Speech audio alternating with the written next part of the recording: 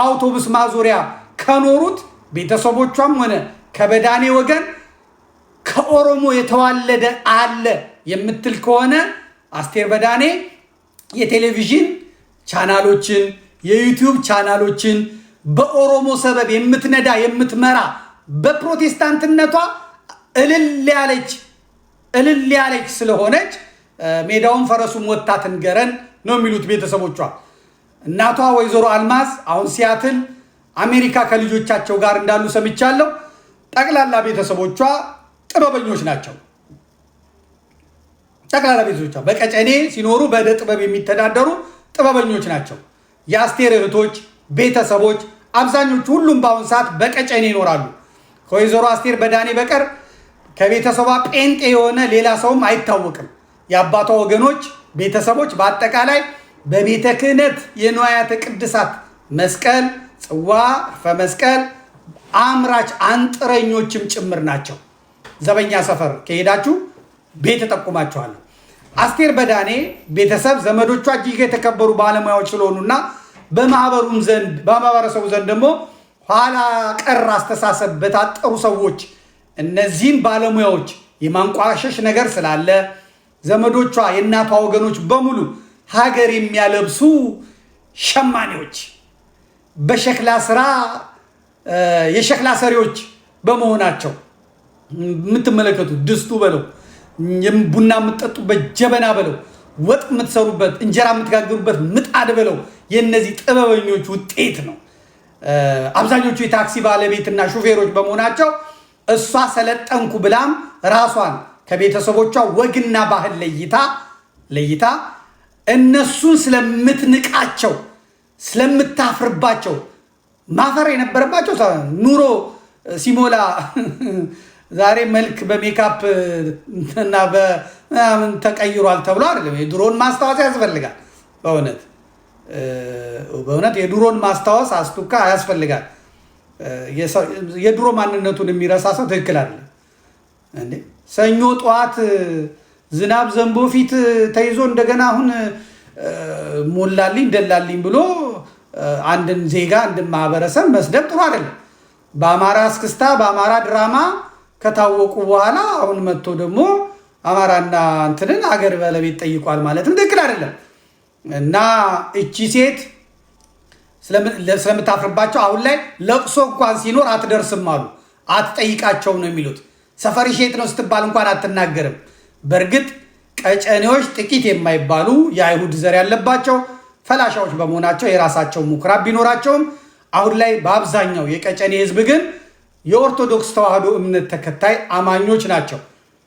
የሚገርመው አሁን በቅርቡ ኦሮሞማው ከመጣ በኋላ በአባቷ ትውልድ ስፍራ የሚገኝና ከ500 ዓመት በላይ ዕድሜ ያስቆጠረው እና ኦርቶዶክሳውያን መስጊዱንም ሌላውንም አስከብረው የእምነትና የማንነት ነፃነት ለሁሉም አስከብረው ያቆዩትን የአይሁዶች ምኩራብ በሰሜን ሸዋ አማራና ኦርቶዶክስን ያጸዳ ዘንድ በአገዛዙ ድጋፍ ወደ ሰሜን ሸዋ በኦነግ ሸኔ ስም እንዲገባ የተደረገው የአሩሲ እና የባሌ የጅማው ጽንፈኛ የኦሮሞ ወሃቢያ እስላም ምኩራቡን የአይሁድ ምኩራብን ዘርፎ ዘመዶቿን ረሽኖ ማቅ ሲያለብሳቸው አንዲትም ቃል አልተነፈሰችም። በኦሮሞ የወሃቢያ እስላም ለሚጨፈጨፉት የገዛ ዘመዶቿ ድምፅ ያልሆነች ሴትዮ ለሌላው ኢትዮጵያዊ ድምፅ ትሆናለች ማለት ዘበት ነው የሚሆነው። እናም እኔ ሳልሆን አስቴር ንስሐ ግቢ፣ አስቴር በዳኔ ዘመዶችሽን ጠይቂ። በአማራነትሽ በቀጨኔ ተወላጅነትሽ አትፈሪ። ቀጨኔ ማለት እጅግ የተከበረ ማህበረሰብ ያለበት ሀገር አልባሽ ለፍቶ አዳሪ ክርስቲያንም አይሁድም ያለበት ማህበረሰብ ነው። ቀጨኔ ማለት ተከበረ ማለት አርቲስት ብቲ፣ እግር ኳስ ተጫዋች ብቲ፣ ዘፋኞች ብቲ፣ ሚኒስትሮች ብቲ እነ ፍቅረ ስላሴ ወግ ደረስ አለባበስ እንደ ፍቅረ ስላሴ ወግ ደረስ እስኪባል ድረስ ስንትና ስንት ባለሙያዎች ስንትና ስንት የሀገር ዋርካዎች የሃይማኖት አባቶች ያሉበት የሀገር ሽማግሌዎች ያሉበት ደርባባ ሰዎች ያሉበት አውቀዋለሁ። ኖሬ አይቼዋለሁ። ሃይማኖተኞች ታማኞች ያሉበት ሀገር ነው። የሚታፈርባቸው ሳይሆን የሚኮራባቸው ነው። ለፍቶ አዳሪ ክርስቲያንም አይሁድም ያለበት ማህበረሰብ ነው። እርግጥ ነው ከሀገረ እስራኤል ምስረታ በኋላ ንጉሠ ነገሥቱ ለሀገረ እስራኤል ምስረታ ድምፃቸውን አልሰጡም አፄ ኃይለ ሥላሴ ይላሉ ቤተሰቦቿ። የአስቴር ቤተሰቦች እኮ ናቸው። በወቅቱ አረቦቹን ላለማስቀየም ብለው ድምፀ ተአቅቦ ነበር ያደረጉት። እስራኤል ሀገርቱን አትሁን ሲባል ሀገርቱን ካሉ አረቦቹ ይቀየሟቸዋል፣ አትሁን ካሉ እስራኤል ትቀየማለች። የጨነቃቸው ንጉሠ ነገሥት ድምፀ ተአቅቦ አደረጉ። በዚህ ምክንያት አሜሪካ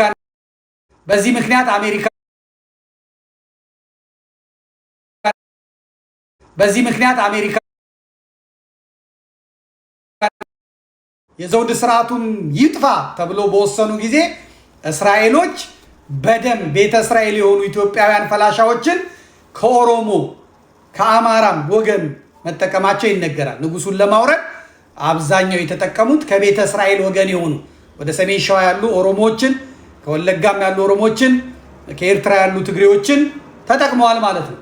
አፄ ኃይለ ሥላሴም ሆኑ የመሳፍንቱ ወገኖች ሰሜን ሸዋ እየሄዱ ከይሁዳ ወገን ናቸው የሚባሉትን ቤተ እስራኤልን በግልጽም በድብቅም ይወልዱ እንደነበር ይናገራል። ቀደም ብለው በ1948 አካባቢ መሬት ላራሹን በአዋጅ መልክ ለማወጅ ከነ ማርሻል ቲቶ ሁላ ፈንድ አግኝተው ወደ ስራ ለመግባት ጫፍ የደረሱት ንጉሱ ወደ ብራዚል ለጉብኝት በሄዱ ጊዜ በሁለቱ ወንድማማቾች ማለትም በመንግስቱ ንዋይና በገርማሜ ንዋይ የመፈንቅለ መንግስት ሙከራ አማሮች ብቻ ተመርጠው እንዲረሸኑ ተደርጎ ከጣሊያን የተፈረፈውን አማራና የአማራ ኤሊት ማጥፋት እንደቀጠለ ይነገራል። በወቅቱ በመፈንቅለ መንግስቱ ሙከራ ላይ የአሜሪካ አምባሳደርም ተሳትፈው እንደነበሩም ይሰማል። ከ10 ዓመት በኋላ ደርግ የተባለው በኦሮሞ የሚመራው አራጅ ቡድንም ሲመጣ አማካሪዎቹ በመጀመሪያ እንዲያደርግ ያደረጉት በአፄ ኃይለ ሥላሴ ዘመን የተማሩ የተመራመሩ የአማራ ልሂቃንን እንዲጨፈጭፍ ነበር ኦሮሞ መንግስቱ ኃይለማርያምን ያስደረጉት። ይሄን ለማድረግ ደግሞ የኤርትራዎቹ እነ ዶክተር በረከት ተሳትፎ ቀላል አይደለም። የትግሬ ዘር እንዳለባቸው የሚነገራቸው ፕሮፌሰር መስፍን ወልደ ማርያምም ቀላል አስተዋጽኦ አላደረጉም። የደርግ መንግስት ካገለገሉትና ኦርቶዶክሳዊ ሃይማኖት የነበራቸውን መሳፍንትና መኳንንት፣ የቢዝነስ ሰዎች፣ ጄኔራሎች፣ የሃይማኖት አባቶች ፓትርያርኩን ቅዱስ ፓትርያርኩን ጨምሮ አማራውን ነው መርጠው የጨፈጨፉት የገደሉት። መንግስቱ ኃይለማርያም በ4ኛ ክፍለ ጦር ካምፕ በስብሰባ ላይ ይገደሉ ዘንድ ከሚሞቱት ክፍል ተመድበው የነበረውን አማራውን የቀጨኔ ሰው አቶ ፍቅረ ስላሴ ወግደረስን ከሚሞትበት ክፍል ለብቻው ተለይቶ እንዲወጣ ያደረጉት አማካሪዎቹ ደመ እስራኤላውያኑ የሰሜን ሸዋ የቀጨኔ ሰዎች ናቸው ይባላል። ምክንያቱም ፍቅረ ስላሴ ወግደረስ አማራ ቢሆንም ያው የቀጨኔ ሰው የሰሜን ሸዋ ቤተ አይሁድ ደም ስላለው ነው ከሞት የተረፈው የሚሉም አሉ።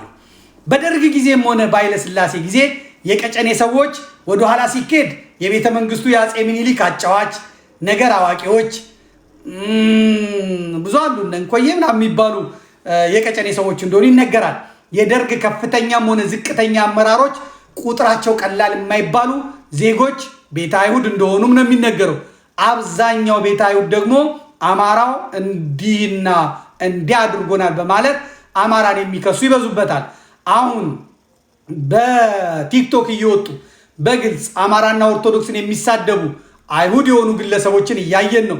እነዚህ ግለሰቦች ደግሞ አይሁድ ካልሆኑ የጴንጤ ፓስተሮች ናቸው።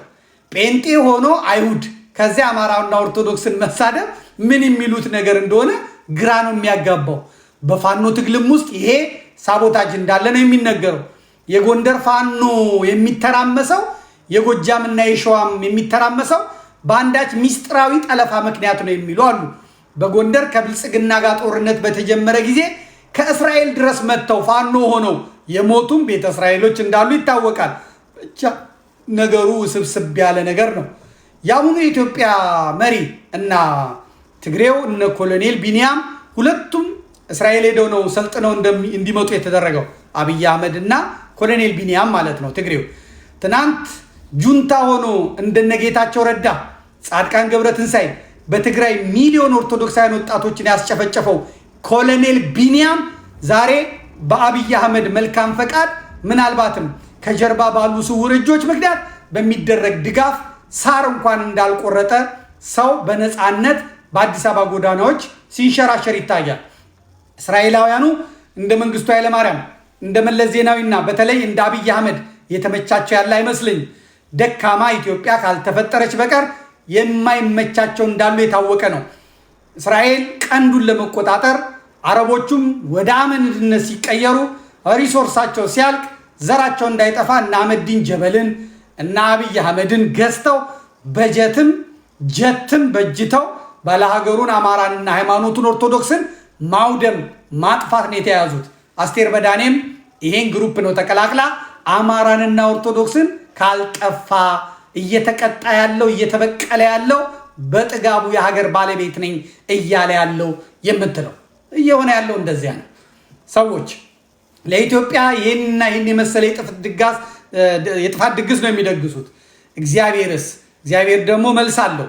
እውነተኞቹ የእግዚአብሔር ልጆች እውነተኞቹ እስራኤላውያን ኢትዮጵያውያን ናቸው። ብልጽግናቸው በቁስ የማይገለጽ ቡቱቱ አዳፋ ጨርቅ የለበሱ በጸጋ ግን የከበሩ አዋቂዎች የሰማዩንም የምድሩንም አኗኗር ያለ ላብራቶሪ የሚመረምሩ የራሳቸው ቋንቋ፣ የራሳቸው ፊደል፣ የራሳቸው ቀመር ያላቸው ልዩ የሆኑ በመጽሐፍ ቅዱስ ራሱ በነቢያት አፍ እናንተ የእስራኤል ልጆች ሆይ እንደ ኢትዮጵያውያን ልጆች አይደላችሁምን የተባለን ህዝቦች ነን። ማንም ይሁን ማን የእግዚአብሔር ልጆች የሆንን እኛ ኢትዮጵያውያንን በክፉ አስቦ ለክፉ ሊዳርገን የሚሞክረውን ሁሉ አባታችን እግዚአብሔር ያዋርዳቸዋል፣ ይቀጣቸዋል። ዝና፣ ሞገስ፣ ክብራቸው ይገፈዋል። ለዚህ ማሳያ ቱርክን ተመልከት፣ ጣሊያንን ተመልከት፣ በእንግሊዝ ምድር ፀሐይ አይጠልቅም ተብላ የተነገረላትን እንግሊዝን ተመልከት፣ ሊቢያን ተመልከት፣ ሶሪያን ተመልከት፣ ሱዳን፣ ሶማሊያን ተመልከት፣ አረቡን ሁሉ ኢራቅ፣ ኢራንን ተመልከት፣ ሳውዲና ኤምሬት፣ ኳታርና ፍልስጤም እየሆኑ ያሉትን ተመልከት። አሜሪካም ሆነች እስራኤል ከኢትዮጵያ ላይ እጃቸውን ቢያነሱ ይጠቀማሉ እንጂ አይጎዱም። ይህ የሚታይ እውነት ነው። እኛ ኢትዮጵያውያን የእግዚአብሔር ልጆች ነን። ሀገራችንም ሀገረ እግዚአብሔር ናት። እስላሞች እንኳን ነቢያቸው ሀበሻን አትንኩ፣ ሀበሻን የነካ የለውም በረካ ማለቱን የሚነግሩን የነሱ መምህራኖች ናቸው። ይሄ ለጌታቸው ረዳ አይገባውም፣ ሌሎችም አይገባቸውም። የገባቸው ግን እየተጠቀሙባት ነው። ኢትዮጵያ ላይ እጃቸውን ያነሱ በሙሉ ይደቃሉ፣ ይመታሉ፣ ከከፍታ ማማቸው ላይ ይፈጠፈጣሉ፣ ይወድቃሉ፣ ይደቃሉ። በነገራችን ላይ ይሄ የምታዩት ዶክመንተሪ ፊልም አሳያቸው። ዶክመንተሪ ፊልሙን አሳይልኝ። ዲኖ ዛሬ ጨዋታችን ሞቅ ብሏል አላችሁ አይደል? ይሄን ዶክመንተሪ ፊልም ተመልከቱልኝ። በ1970 ዓመተ ምህረት እንደ ፈረንጆቹ የተሰራ ነው።